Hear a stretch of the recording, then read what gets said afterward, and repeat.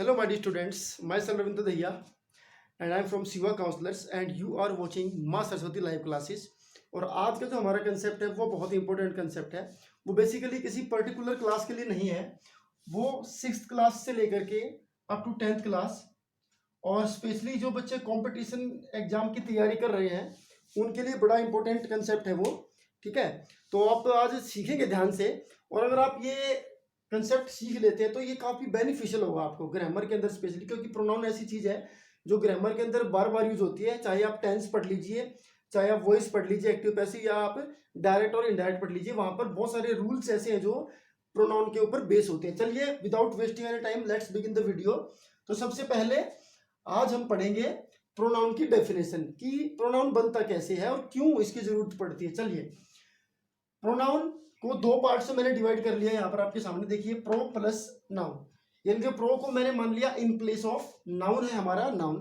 तो इसकी एक ओवरऑल जो डेफिनेशन आपके सामने निकल करके आएगी वो होगी, pronouns are the words that are used in place of nouns.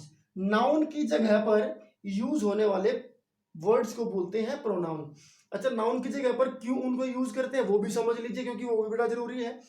To avoid repetition of a noun, यानी कि किसी पर्टिकुलर नाउन को आप बार बार रिपीट ना करें, उस रिपीटेशन से बचने के लिए आप वहां पर यूज कर सकते हैं प्रोनाउन। तो एक एग्जांपल हम डिस्कस करते हैं, तो उससे आप जस्टिफाई कर पाएंगे कि कैसे प्रोनाउन इंपॉर्टेंट है ग्रामर के अंदर।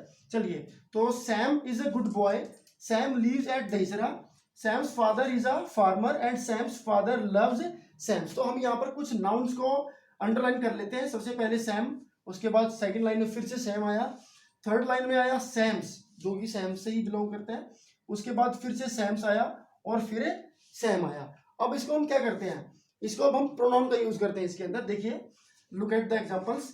Sam is a good boy, ठीक है।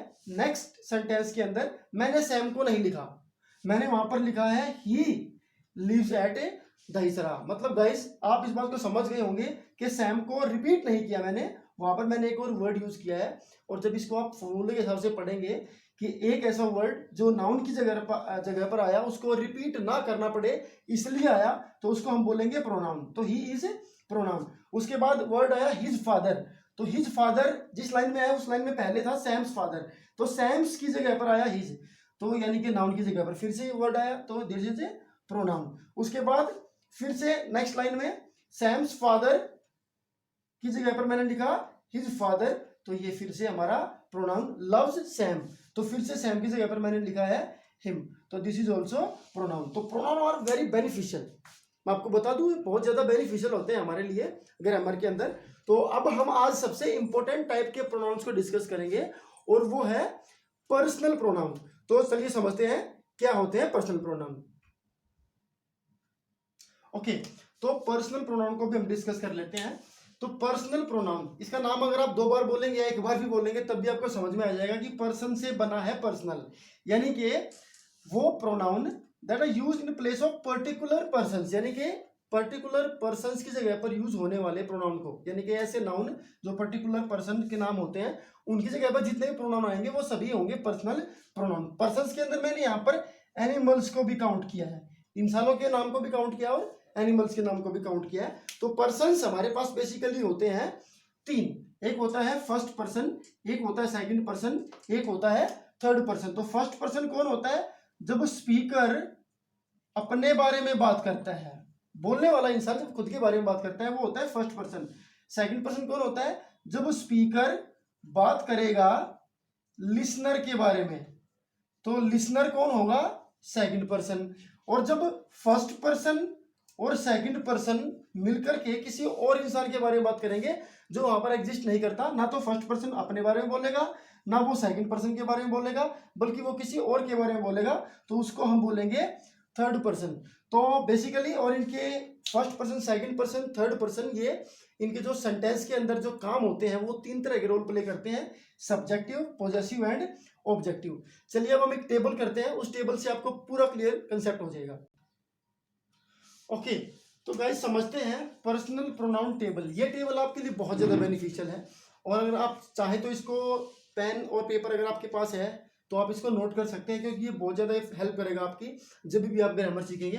तो सबसे पहले चलते हैं फर्स्ट पर्सन पे। कोई भी पर्सन को हम 3 तरीके से डिवाइड करेंगे, सब्जेक्टिव फॉर्म उसकी, पॉजेसिव फॉर्म और ऑब्जेक्टिव फॉर्म। एक बार समझ लेते हैं 35 सेकंड के अंदर कि क्या होती है ये तीनों फॉर्म।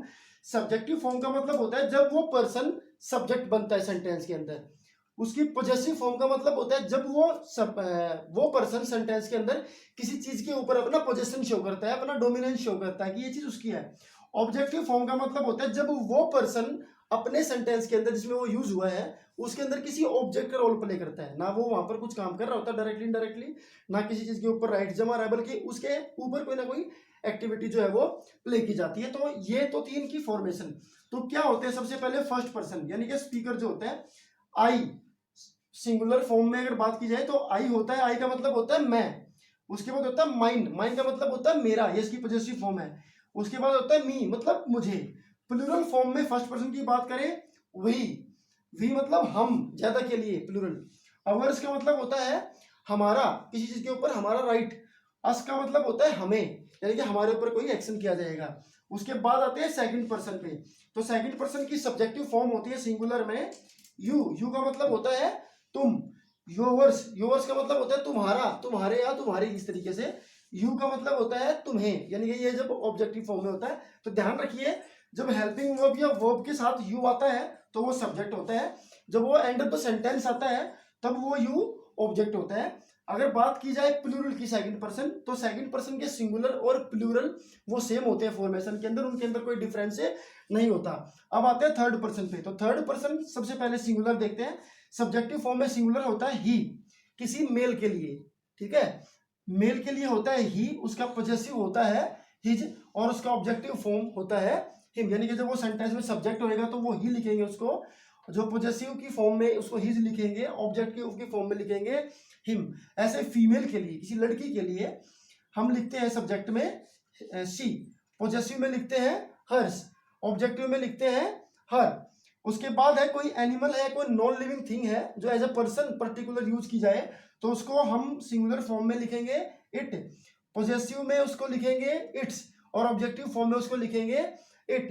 अब बात करते हैं थर्ड पर्सन के प्लूरल की। थर्ड पर्सन प्लूरल का मतलब हुआ कोई ऐसा इंसान जिसके बारे में हम बात कर रहे हैं वो वहां पर है नहीं, लेकिन जिसके बारे में बात कर रहे हैं वो ज्यादा है, एक से ज्यादा है, ठीक है। जैसे आप किसी दूसरे अदर बॉयज के बारे में बात कर रहे हैं, दूसरे स्कूल्स के बारे में बात कर रहे हैं, तो वो प्लूरल के केस में आएगा। तो थर्ड पर्सन का प्लूरल होता है सब्जेक्ट की फॉर्म में दे, ऑब्जेक्ट की फॉर्म में पॉजेसिव की फॉर्म में होता है देयर्स और ऑब्जेक्टिव की फॉर्म में होता है देम। अगर आप इस टेबल को क्लियरली समझ लेंगे तो आप कभी भी प्रोनाउन की जब भी बात आएगी वहां पर आपको बड़ी आसानी होगी। तो आप इसको नोट कर सकते हैं और वीडियो अच्छे लगे तो आप इसको सब्सक्राइब कीजिए। Thank you.